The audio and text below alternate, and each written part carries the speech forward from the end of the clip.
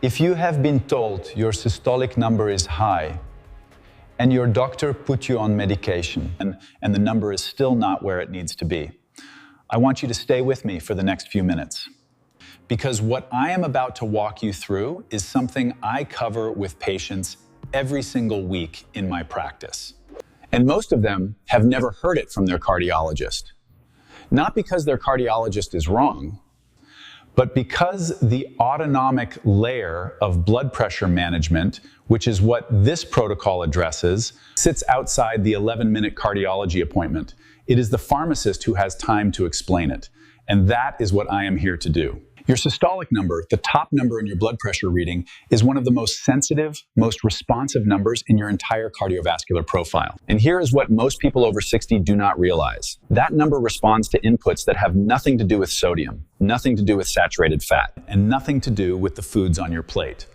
There is a protocol, and I am going to walk you through it step by step. That research in geriatric cardiology consistently links to meaningful systolic reductions without a single dietary change. But to every signal, the nervous system sends it all day long. And today, I want to give you the clearest, most practical explanation of this protocol that you will find anywhere. Here is exactly what I am going to cover before this video is over.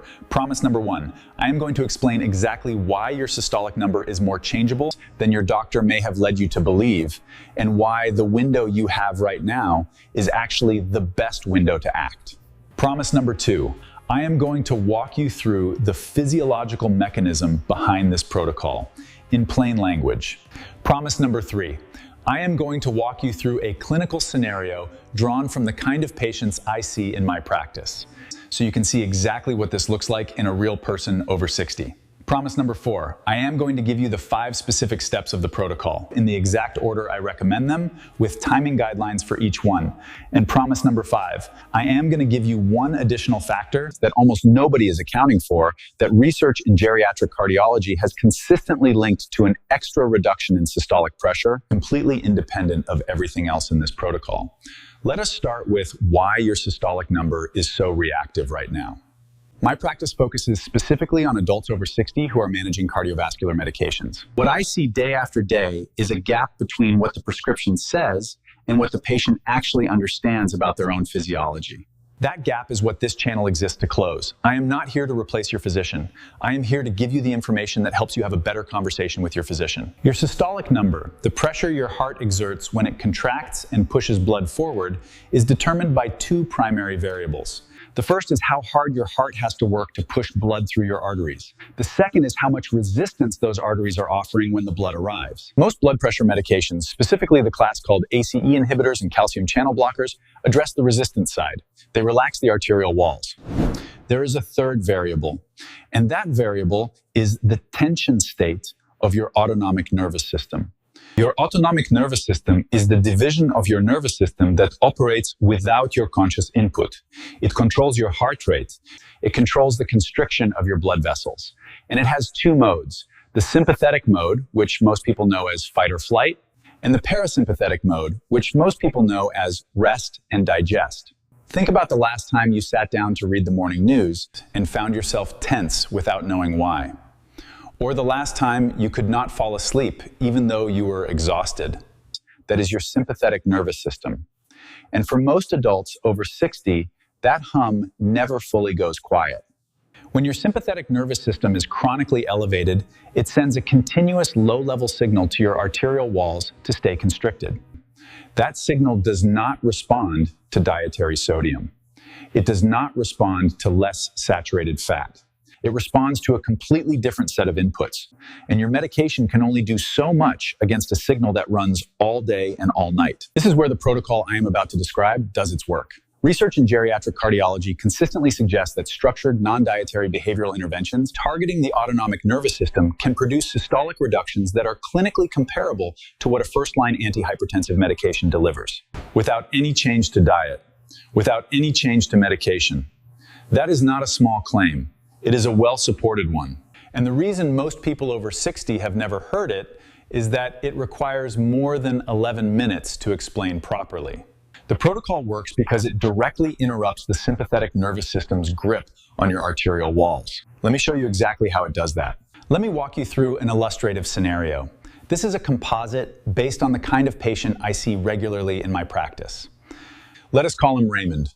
Raymond is 69 years old, retired electrical engineer. He takes lisinopril, 10 milligrams daily. His cardiologist prescribed 18 months ago after his systolic reading came back at 148. On the medication, his systolic settled at around 136. Better, but not where his physician wanted it. His doctor was discussing whether to increase the dose or add a second medication. Raymond came to talk through his options. What we discussed was not his sodium intake. What we discussed was what was happening to his nervous system during the 14 hours he was awake. He was waking up at 5:45, checking his phone within the first 2 minutes of being conscious.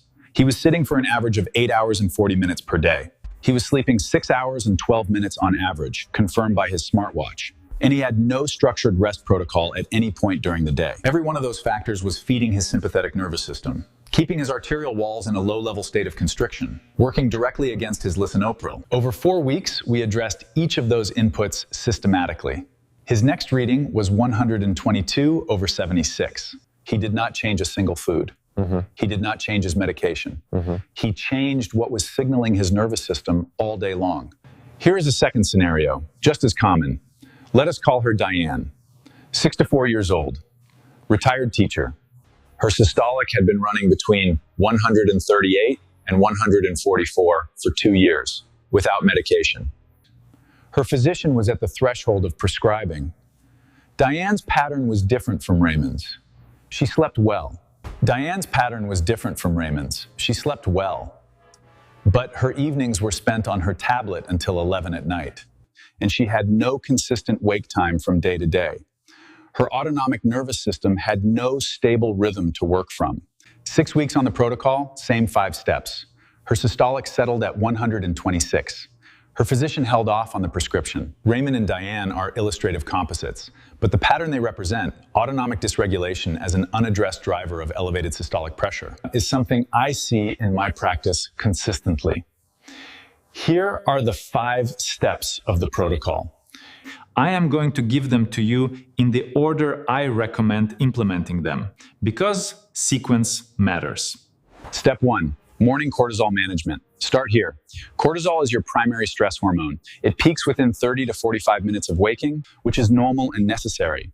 But in adults over 60, that peak is frequently amplified by what happens in the first 10 minutes of consciousness. Research in psychoneuroendocrinology consistently suggests that checking a phone or news feed within the first 60 seconds of waking amplifies your natural morning cortisol response above baseline. That amplified cortisol signal goes directly to your cardiovascular system and tells your arterial walls to constrict. That amplified cortisol signal goes directly to your cardiovascular system and tells your arterial walls to constrict. And it sets the sympathetic tone for the entire day, before you have even gotten out of bed. The first intervention is simple. Do not check your phone for the first 30 minutes after waking. Drink 2 glasses of water. Sit near natural light for 10 minutes. That is it. That is step 1. It directly reduces the cortisol amplification that starts your sympathetic nervous system on the wrong footing for the entire day. Step 2, structured movement, not exercise. I want to be precise here because this is where patients misunderstand the intervention. I am not talking about cardiovascular exercise. I am talking about structured movement every 50 to 6 minutes throughout the day. Prolonged sitting, defined as sitting for more than 90 minutes without interruption, triggers a measurable increase in arterial stiffness. Research in cardiovascular medicine has consistently linked extended sitting time in adults over 60 to meaningful systolic elevations over the course of a single day. The intervention is a 2 to 3 minute walk, or standing and doing 10 slow body weight movements every 50 to 60 minutes. Set a timer. This is not about fitness, it is about arterial stiffness interruption. Step 3, nasal breathing protocol for 6 minutes, twice daily. The slow diaphragmatic breathing intervention is among the most studied non-pharmacological blood pressure interventions in geriatric cardiology. A device called Respirate has FDA clearance specifically for this purpose. But you do not need a device. The protocol is slow nasal breathing at a rate of 5 to 6 breath cycles per minute, meaning 5 seconds inhaling through the nose, 5 to 6 seconds exhaling through the nose for 6 minutes. Twice daily, separated by at least 4 hours. This breathing pattern directly activates the baroreflex, the body's internal pressure sensing mechanism, and stimulates parasympathetic tone, which is the opposing force to the sympathetic constriction. The geriatric cardiology literature consistently links this intervention to meaningful systolic reductions when practiced daily for 2 weeks. It is the single most evidence-supported behavioral intervention for blood pressure in adults over 60 that I am aware of. Step 4, evening light management. Blue light exposure after 8 in the evening suppresses melatonin onset and extends your sympathetic nervous system's active period. That means your arterial walls remain in a higher constriction state longer than they should be before sleep. The intervention is to reduce all screen brightness to minimum after 8 in the evening, or to wear blue light filtering glasses. This is not primarily a sleep intervention. It is a sympathetic nervous system offset protocol that directly affects your cardiovascular baseline during sleep, which is when your systolic number is supposed to drop by 10 to 20% in what cardiologists call the nocturnal dip. If your sympathetic system is still elevated, that dip does not happen. And missing the nocturnal dip is independently associated with elevated cardiovascular risk in adults over 65. Step 5. Fixed sleep and wake times, 7 days per week. Step 5, fixed sleep and wake times, 7 days per week. Your autonomic nervous system learns rhythms. When your sleep and wake times are consistent, your cortisol curve, your melatonin onset, and your parasympathetic recovery window all become more predictable and more efficient. Variable sleep timing, even by 45 minutes from night to night, can have significant impacts. Variable sleep timing, even by 45 minutes from night to night, has been shown in sleep medicine research to disrupt the nocturnal dip and produce measurably higher morning systolic readings. The intervention is choosing a wake time and a sleep time and holding them within a 30-minute window, 7 days per week, including weekends. The cardiovascular system does not observe weekends. Now, I want to stop here for a moment before I give you the 5th promise I made at the beginning of this video, because there is one factor I have not mentioned yet, and it is the one that, in my experience, produces the most consistent additional drop in systolic pressure of anything I have seen in 26 years of practice. Most of my patients have never considered it as a cardiovascular variable. Their cardiologists have never mentioned it in the context of blood pressure management, but the evidence base in geriatric vascular research is consistent. And the mechanism is direct. Here is what it is. Here is what it is.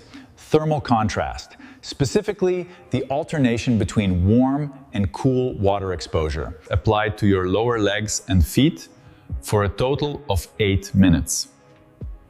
Here is the mechanism. Your lower extremities contain a dense network of blood vessels that are directly regulated by your autonomic nervous system. When you alternate between warm water at approximately 40 degrees Celsius and cool water at approximately 18 degrees Celsius in 90-second cycles, you produce a rapid, rhythmic vascular exercise. The vessels dilate and constrict in a controlled, deliberate pattern. Over time, this trains what vascular researchers call arterial compliance, meaning the arteries become more responsive and less rigidly constricted as a baseline. Research in geriatric vascular medicine has consistently linked thermal contrast protocols applied to the lower extremities to additional systolic reductions in adults over 60 with stage 1 hypertension, independent of other behavioral interventions.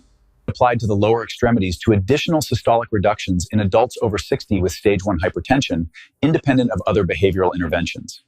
The effect size is modest on its own, but added to the 5-step that in my clinical experience moves patients from a good result to a very good result. The practical implementation is simple. Sit on the edge of your bathtub. 90 seconds of warm water over your lower legs and feet, 90 seconds of cool water. Repeat twice. Total time, 6 to 8 minutes.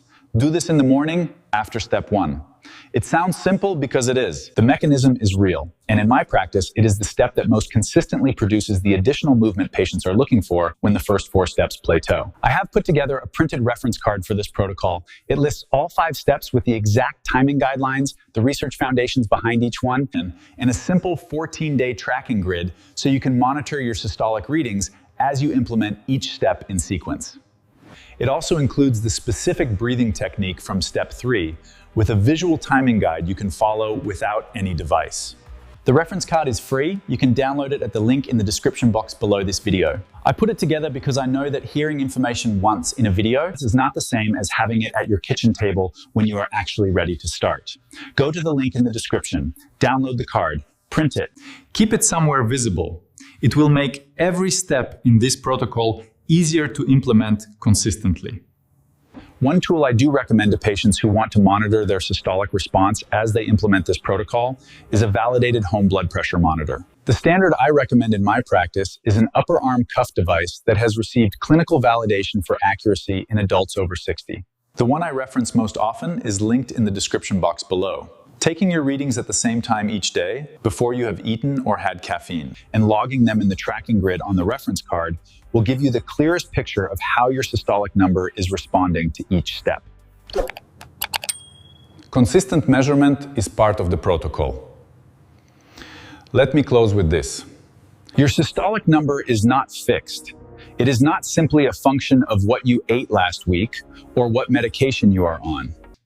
It is a living response to everything your nervous system is processing, every hour of every day. And that means it is more within your influence than most people over 60 have ever been told. The 5 steps I walked you through today work because they address the autonomic layer of your cardiovascular function. The layer that medication alone rarely reaches completely. The layer that your cardiologist, in an 11-minute appointment, rarely has time to explain. You now know something most people your age do not. You know that your systolic number has an autonomic component. You know what drives it, and you know step by step exactly how to address it. That knowledge gives you the ability to walk into your next appointment and ask better questions, to participate in your own cardiovascular care instead of simply receiving it. That is the most important thing I can give you today.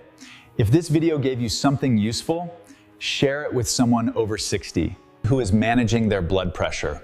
They deserve to know this too. Send this video to a family member or a friend who checks their blood pressure regularly and has been told the number is not where it needs to be. It takes 1 minute to forward a link, and what they learn in the next 20 minutes may change the conversation they have with their doctor at their very next appointment. Thank you for spending this time with me. I will see you in the next video.